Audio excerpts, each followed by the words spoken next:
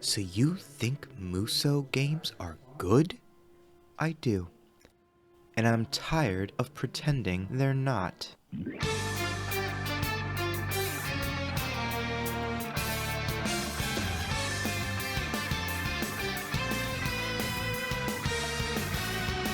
Their framing, their tone, and most importantly, their game flavors are what really set them apart from standard action games into more of an action strategy game experience, and the way they layer game systems can help add an asterisk to the oft-levied complaint of, aren't they a bit brain dead? no, not brain dead, since difficulty isn't always as simple as, can you even die? Because if failure is a death state in the language of video games, then Buddy, this genre is like the Dark Souls of responsibility simulators. Track yourself, your team, your objectives, your territories, your kill count. Find the chest, gather materials, protect that guy, capture that base, direct your troops, complete sub-objectives, upgrade your stuff, their stuff, this stuff. Chill with your favorite buds and feel them parasocial vibes. It's like, I went to college near Vegas, and these games mainline the energy of a late-night traipse through that glittering citadel of sound and light, capturing a viscerally video slot-esque experience of meters, effects, alerts, and strategies to optimize every run. To draw out the animal part of your brain that buzzes with Pavlovian consistency, a natural endpoint of the video game power fantasy where the player character essentially comes with their own boss music as they mow down whole battalions in a single attack, and where one mission's body count can exceed that of War's entire main story. Known in Japan as a Musou game, meaning peerless, unparalleled, or unmatched, that description tracks. Your character is a god of the battlefield mowing down red shirts with the tactical precision of the first act of a Star Trek episode. A lone fighter facing down an army of lackeys with hack-and-slash combat punctuated by special enemies and larger boss battles. Musou also references the ultimate moves unleashed by the warriors you play as, spirit bomb level attacks that generate entire visual spectacles. This genre rides a razor's edge of comfort and conquest as players venture naturally into that much sought-after flow state, as a stream of objectives in both the individual missions and the overarching course of the game ring harmoniously like a pipe organ in an ADHD goblin's mind church.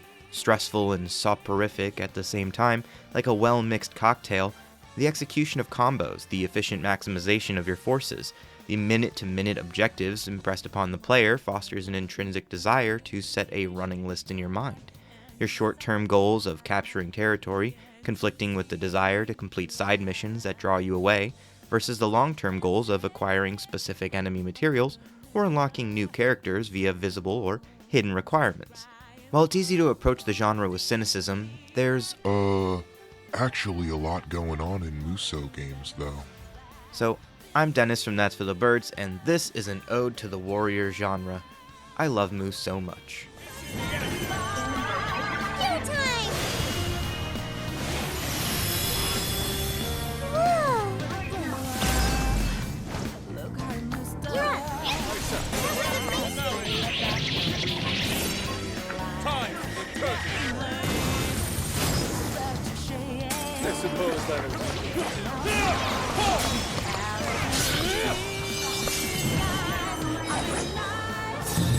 Such beauty!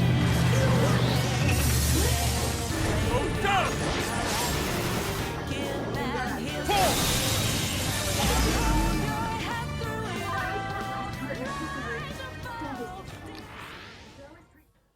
The first Musou game was Dynasty Warriors, released in 1997 for the Sony PlayStation 1, produced by Omega Force, a Japanese video game developer and division of Koei Tecmo, founded in 1996 by Akihiro Suzuki. A Musou game existing in the today of 2022 is essentially always getting made by Omega Force. The Dynasty Warriors series was just the start, and the game type has gone on to cross over with other popular IPs like Gundam, Fire Emblem, Dragon Quest, Persona, One Piece, and even The Legend of Zelda. What's really crazy though is at this point, the licensed spin-offs generally put to shame not only the typical expectations of licensed games, but Almost all the mainline Dynasty games in both their inventive twists on the gameplay formulas and the character combat ingredients. After nearly 30 years of perfecting their craft, we have such a myriad of game experiences by virtue of the different emphasis put on certain aspects of design. Each experience is tailored to the vibe of the source they use as a foundation. Some focus on the moment-to-moment combat, seeking to build around that alone, and some focus on the acquisition of materials and weapons to bolster a smaller cast of more distinct player characters. Some use a monstrous cast, but as a result, they're more set apart by visual identity than gameplay. The death sentence for a Warriors game really is where characters become an archetype and their individuality washes away, leaving a player with the dull task of propelling themselves through a repetitive set of objectives on a repetitive set of maps with a repetitive set of flavors. And as anyone who has ate the same meal daily for an entire college semester can attest, variety truly is the spice of life.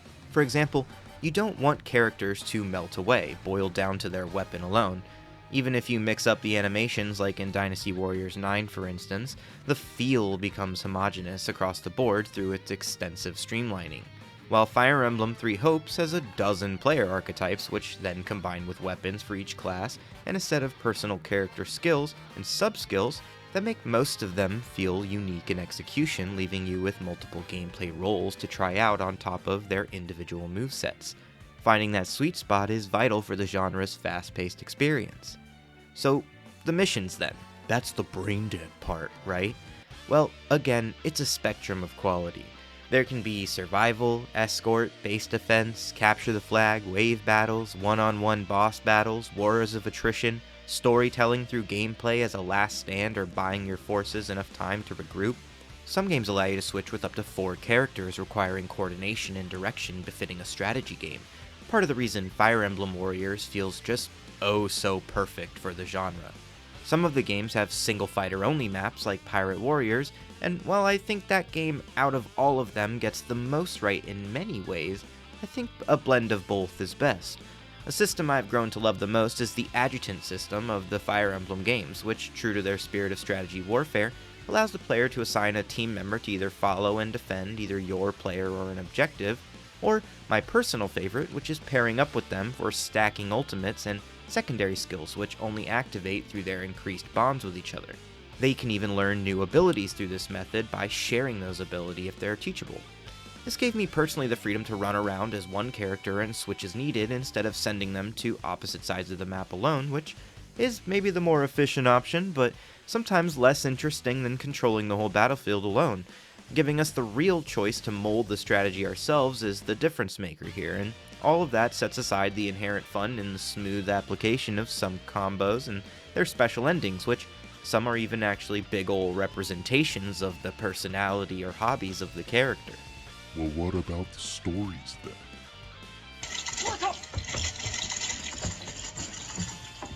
Yeah, I won't fight you here. Story is a constant sticking point in many of these games as they are built around the continual repetition of combat as a means of progression. In many of the experiences you can feel that the goal was make a Warriors game and everything else formed around that. Now, they all take place during a running conflict of some sorts, which helps frame that repetition as a fact of war, but some games do go beyond. Persona Strikers is one that genuinely earns its place as a Persona spin-off that enhances the original Persona experience with a Bob the Builder quality level of structure. A Warriors game where the story is the point is kind of a rare occurrence. Its expertly crafted combat system is like an admiring little brother, desperately trying to emulate the vibe of their idolized sibling. In some ways it succeeds, and in some ways that success hinders its own individuality. As a Persona game though, it's sort of exactly right if you don't care as much about the social system aspect. But as a Musou game, its precise recreation of the quirks of its ancestor hinder the free-flowing nature of combat in many ways. Coupling that with essentially the smallest functional cast of characters, with homogenized combo sets, this game sticks out as a whole unique Musou experience that in some ways doesn't commit far enough to the bit. Brief sidebar here. What I often feel in this game more than others is that moment-to-moment play is the most important aspect as opposed to field awareness, but then the combat itself is either very start and stop as a result to the spellcasting time stop or the tight camera causing all-out attacks to consume the screen, that even for a Musou game it feels like my rhythm is being assaulted as the competing systems battle for my attention. Though to counter my own argument of the combat flow is that at times Persona's combat feels like Visual jazz. and I want more of that in my veins, please. And if you want an action Persona game, it is that. If they also included the other staple aspects, it would feel analogous to the Final Fantasy VII Remake's changes from the original to its more action-heavy step-cousin. Speaking of spin-off semi-pre-sequels, it seems like Musou games have smoothly slid into this niche as a way of engaging with open questions from the original games, drawing in fans of the IPs to a new experience that broadens the world and its implications. Games like Hyrule Warriors: Age of Calamity, which took the breath of the wild world along with its gameplay systems and bonded them at a molecular level, integrating both the Sheikah Slate and the Rod of Power for environmental, elemental, existential exchanges, all deliciously juxtaposed with the backdrop of the long-lost war that sets up the game's original plot. Well, giving each player adequate room for skillful optimization of their characters through weapon upgrade traits, individual skills, and a targeted focus on meter breaking that forces players to assess captains, the environment, and your character's inherent best guard-breaking combos in concert for the best experience. This game has a cast size that generally fits between the sparse offering of strikers and the gargantuan potluck-esque experience of characters provided by later Dynasty Warriors games, the definitive Hyrule Warriors, or the more recent Fire Emblem games. On that note, as another of the spin-off pre-sequels, Fire Emblem Three Hopes more than most have really sought to make the main story its primary feature while not sacrificing authenticity to its source lore or gameplay systems. Systems like the relationships built throughout conversations, the weapons upgrade systems of Three Houses. In that same spirit, it has multiple paths for the story with incredible characters, extensive rock, paper, scissors-like resistance and weaknesses, multiple paths featuring those shifting loyalties as you recruit new soldiers from opposing forces, and more. It really does feel like Omega Force and Koei Tecmo have hit a sweet spot in unifying what makes the series they adapt popular by creating a distinctly at-home feeling to them, like your favorite pair of pants or a good hot chocolate. These games scratch the goopy gamer part of the brain and says, run it back. I only need to do this map here one more time for enough job points and experience to become a mortal savant, which finally Owns. Yeah, it can be repetitive. If you or the game aren't incentivized to diversify the experience, it can be mindless if you play absent-mindedly and the game doesn't incentivize any concrete thought. And it can be grindy if... No, well, they all carry a touch of the grind. Some, maybe more than others, are held up by the grind, absorbed by the grind, molded by the grind. But with a couple key features, they don't gotta be defined by the grind. Which brings me to One Piece Pirate Warriors 4, my absolute favorite of the bunch of them. Now, sure, at least part of that is my love of the series, but that really grew as a result of the game, which I got on sale and then liked so much I read the manga after. I was originally someone who gave up with the 4Kids dub, but Yo! What I think is more significant, though, is a constellation of factors. The characters. The amount of variety in gameplay between them where, despite falling into power, speed, technical, and sky classes, their individuality in character design, and their manga character design, is reinforced through their feel and approach. Many of them have different combos, different results from their skills, and different inherent abilities that make experiences fresh consistently, and each character becomes its own little puzzle to solve. The utilization of those self-directed sets of skills that plays with the source material in really engaging ways. I really love that as some characters with form changes, you can set multiple form changes up, or with some characters you may opt for 3 ultimate attacks. There is a jump button, which is surprisingly not a constant piece of the genre. Many games opt for small aerial extensions that add to existing combo sets, usually from the C1 combo. Finally, as the end point of this Big Dipper of a metaphor, the treasure log has to be my favorite aspect of this game. Utilized in other mainline entries as a sort of challenge mode, this game allows for a huge set of scenarios that would put unlikely combinations of fighters together for unique story missions. You can use any unlocked character on any map or scenario with a butter-smooth escalating difficulty curve. In Pirate Warriors, it returns character tokens, which further unlock usable characters, stat increases, and skills, and man, I love playing as Law, with Smoker as an ally fighting the world government. It just cracks me up. And while it does add to the immediacy of combat to control one player alone for every mission, as opposed to more staccato approach of jumping around the map via character switches, I think this game could be improved by integrating multi-character maps occasionally to add the dilemma of choice to the equation. Also, for the love of God, I shouldn't be finding out after I've picked Sanji that he can't fight ladies in this mission if I've already passed the load screen. Just tell me when I go to select the map if he's not going to be usable. Come on. Anyway. So what's the point? I think these games have a lot more going on for them than their initial impression suggests, and that leads me to the ask, which is, please make more spin-off Musou games. My sub-ask, which is, make sure they include a jump button, at least 14 distinct characters, but preferably double that, with focus on them filling the widest range of archetypes possible. Maps of varying character requirements from 1 to 4, providing incentive to switch around, but freedom to use your favorites through skillful shoring up of their weaknesses with smart pairings. A treasure log style side story mode where any character unlocked can be used to extend replay value and role-playing possibilities. 60 FPS for my eyeballs and brain. If you know what I'm saying. It feels like as anime fans, we are inundated by a constant stream of arena fighters, average JRPGs, or at worst, mobile games. Now, I know the reason. Those games make money. All of them probably make more than the Musou genre ever has or will, but I'd argue there is no better adaptation for the vibe of shonen anime or modern fantasy in some ways than the Musou genre. Fuck it, I did argue it. Let's lay it out straight. I think a lot of IPs could benefit from this expression of both power and strategy.